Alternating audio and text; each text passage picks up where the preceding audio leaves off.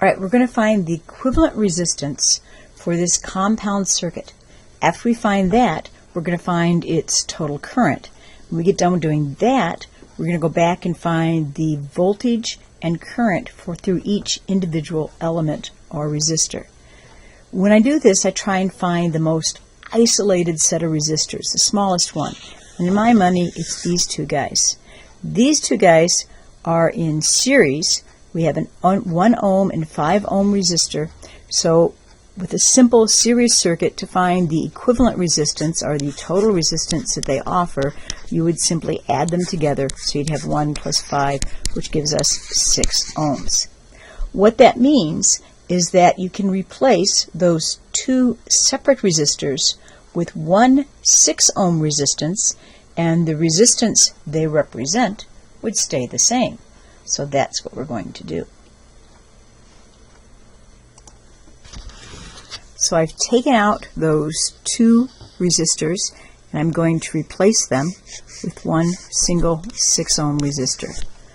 Now the next step is I want to look at this parallel branch.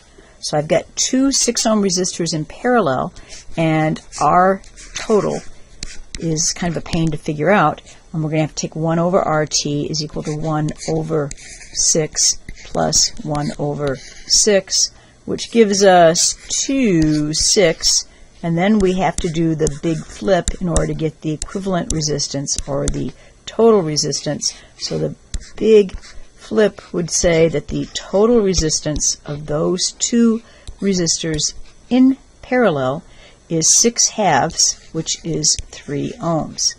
So what that means is that we could take those two resistors out and replace them with a 3 ohm resistor, and the resistance would be equivalent. So that's what we're going to do. So now I'm replacing them with a 6 ohm resistor. And now I've got two resistors in series, which are simple to do. I just have to add them. So I would take 3 ohms plus 6 ohms, and that would give me 9 ohms. So I can replace those two resistors that are in series with a 9 ohm resistor, and it would give me the equivalent resistance. So that's what we're going to do. So now I've got that side of this parallel branch simplified. The next thing I'm going to work on is this branch down here. And the first thing I'm going to do is this little mini parallel branch. Again, it's parallel, so it's a bit of a pain to do. I'm going to have to do 1 over the equivalent or total resistance, which is 1/4 plus 1/12. Okay, and simplifying that, I would get that 1 over the equivalent resistance is equal to 4/12. I have to do the big flip and get that the equivalent resistance for those two resistors in parallel is 12/4 or 3 ohms. So that means I could replace those two parallel resistors with a 3 ohm resistance, and it would be equivalent in resistance to those two in parallel. Now it's a simple series circuit again down here, because I still have to simplify this branch. But I just have a 3 ohm resistor and a 9 ohm resistor. They're simply in series, so I simply have to add them.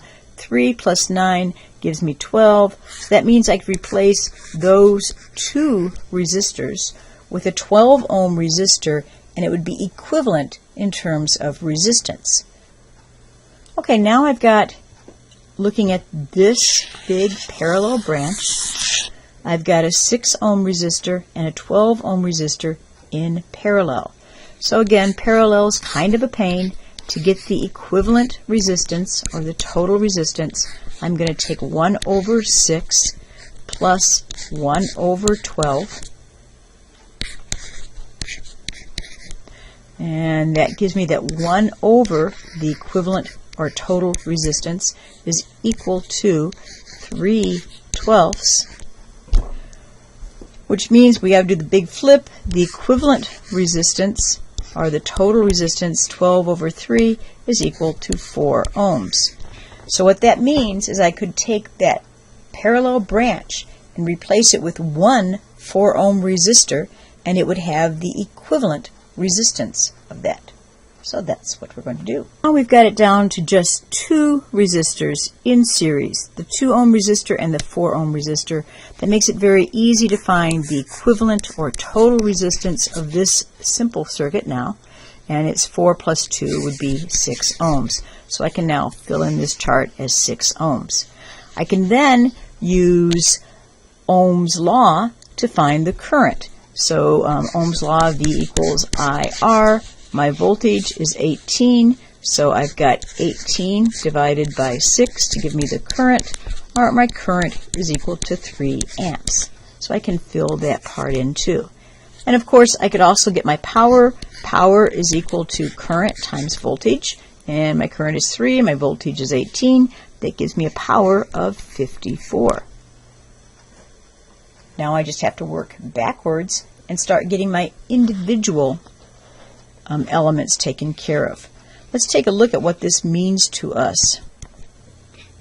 This means we've got 3 amps coming through the 18 volt, and all those 3 amps go through that 2 ohm resistor. So we can figure out what the voltage is, and we just figured out what the current is in that 2 ohm resistor.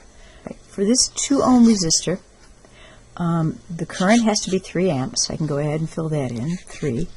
And then the voltage is just V equals IR, so 3 times 2. That gives us 6 volts. That means I have 18 volts coming out of the battery, and 6 of them gets used up. So after that 2 ohm resistor, I now only have 18 minus 6, or 12 volts coming out. So presented to this 4 ohm resistor is 12 volts coming right in here. But that's not really a 4 ohm resistor. Remember, we simplified all those circuits, so we're going to have to go back in time some more and figure out what those individual resistors are and handle them specifically as individuals. Okay, so we said that we've got 3 amps coming through here, and those 3 amps are going to get to this junction point, and they've got to make a decision about which way to go. So some are going to go one direction to that top branch, and the others are going to go to bottom direction. And how they go, you can figure out based on what we already had. We said that this branch down here, this entire branch, was equivalent to 12 ohms. And this entire branch up here was equivalent to 6 ohms. Well, if that's true, it's twice as easy to go this way than that. So we would probably have 2 amps going this way and 1 amp going that way. You can see it by observation. You could also use the numbers to do it. You can use Ohm's law. We know we have 12 volts, and at this junction point, both of these guys are seeing 12 volts. At this junction point, both of these guys are seeing the end battery voltage or 0 volts. So both branches of the parallel circuit see 12 volts. If the top branch has an equivalent resistance of 6 ohms, using Ohm's law, V equals IR, we would say the 12 volts is equal to the current times the resistance, or 6, or the current would be equal to 2 amps. Likewise, the bottom, we would say it's seeing 12 volts, and its equivalent resistance is 12 ohms, and so its current is equal to 12 divided by 12, or 1 amp. So we can confirm it by numbers, or you can look at it by observations. Either way, we know that 1 amp goes through the bottom branch, and 2 amps goes through the top branch. And because they're parallel, they're both seeing the total voltage. So they both see 12 volts. So it's true that from here to here, they both see 12 volts. But inside each branch, it's a series circuit. And the series circuit uses up voltage as you go through it. So first off, this guy right here is using up some of the voltage before this one sees it. How much voltage is he using up? Well, we have an equivalent resistance for this guy. The equivalent resistance is 3 ohms. So we have 1 amp, and we can use Ohm's law to say 3 times 1 equals 3 volts. So this parallel circuit here uses up 3 volts. Let's fill in some of those numbers. So we know that the 4 ohm resistor and the 12 ohm resistor are both seeing 3 volts. They're seeing the same voltage because they're both in parallel. We know the total branch sees 1 amp,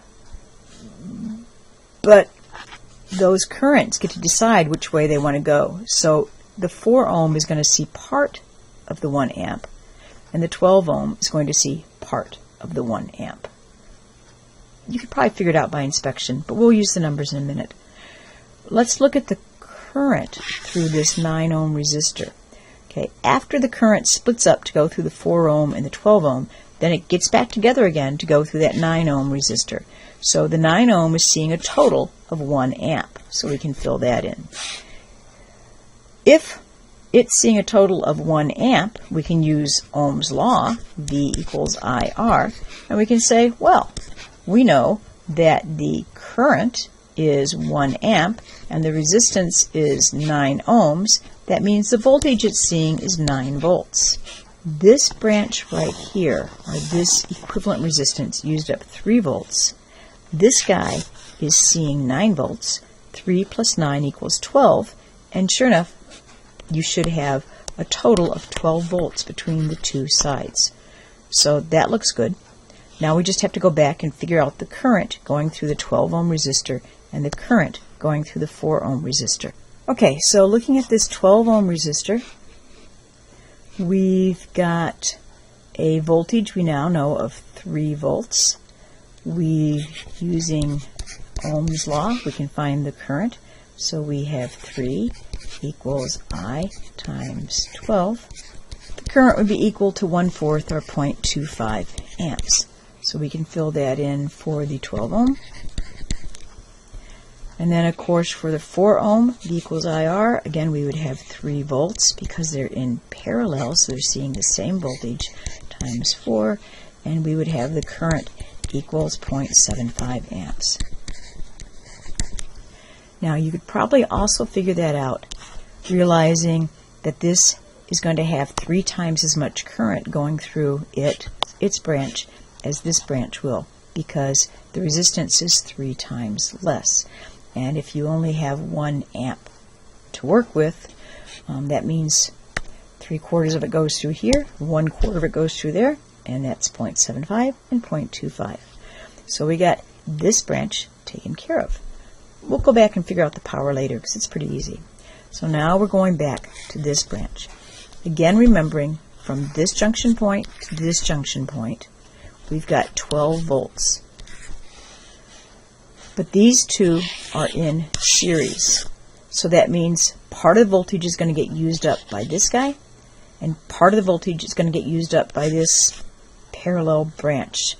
Okay. We also know from before that this branch over here has 2 amps going through it. So it makes it easy to figure out the voltage being used by the 3 ohm resistor because we can just use Ohm's law, because we know he's first in line. The entire 2 amps is going to go through it, so it would be 2 times 3, the kind of math I like, which gives us 6 volts. So through the 3 ohm resistor, we have 6 volts and, of course, 2 amps. Remembering we had 3 amps coming out here. And 1 amp went down this branch, and 2 amps going up through that one. All right, so now we have this parallel branch. Well, if we had 12 volts between this junction point and this junction point, and this resistor is using up 6 volts, that means that this parallel branch has how much to use? 6 volts. So between this junction point and this junction point, we're seeing 6 volts. We're also seeing 2 amps come in, but the 2 amps has to split. If you want to think of it, and it's an analogy, so it's not exactly correct, but each electron is carrying a potential of 6 volts. So every place the electrons go, they're getting 6 volts. But every electron does not go in every location. So that 2 amps is going to get split up between the 2 circuits. Let's look at this side first because it's fairly straightforward. We have 1 resistor, so that resistor is seeing the total voltage. So the total voltage it's seeing is 6 volts. So using Ohm's law, V equals IR, he's seeing 6 volts. His resistance is 6 ohms. That means his current is 1 amp. So this 6 ohm resistor has a voltage of 6 volts and a current of 1 amp. If he's got a current of 1 amp and we had 2 amps coming in, that means this side also has a current of 1 amp, because 2 minus 1 gives us 1 amp. That also works out, if you remember, this series circuit has an equivalency of 6 ohms. So it's splitting the current evenly because they offer equal resistance. These two are series. That means that the 1 amp coming down this branch is going to go through both resistors. So both resistors have 1 amp. That makes their voltage easy to figure out. This has 1 times 1 is 1, and 5 times 1 is 5. So we now have the voltages and the currents for every element. We just have to go back and figure out the power. Power is easy. We're just going to use the power equation, P equals IV. So we just take the current times the voltage. 6 times 3 gives us 18. 0.75 times 3 gives us 2.25. 0.25 times 3 gives us 0.75. 9 times 1 gives us 9. 2 times 6, 12. 6, 1, and 5. And if everything is wonderful, these guys right here, the individual power used up by each individual circuit element should equal the total power found in the circuit. And they do. That all adds up to be 54. And so we're done. Thank you very much.